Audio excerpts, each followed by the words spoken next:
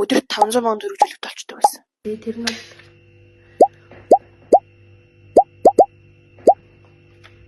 харсан уу? Яагаад оюутан болсон юм бэ?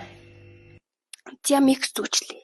За энэ нь яг яагаад вэ гэх юм бол өмнө жил 12 дугаар ангидаа сурч байгаад 3 сард би хөлөө уулцсан юм. Хөлөө уулцсан үчи хичээлд явж чадаа ингээд өдрийн бүтэн уйдаад алхаж явж чадахгүй, үйсчээ дэлгүүр орж чадахгүй, утсаа орлоо твтдэг байлаа. Ажилтаа бас онлайнаар нэг тийм хийдэг ажил гээд судлаад тэгээд өдөрт 500 сая төлөөтэй хийдэг байсан байхгүй. 12 дугаар ангийн хүүхдчтэй ээгүй.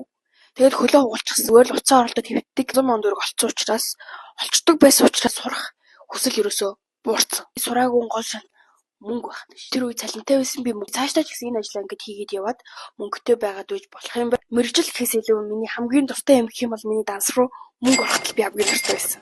Намайг ээш өгөөд ээжтэй унсан гэж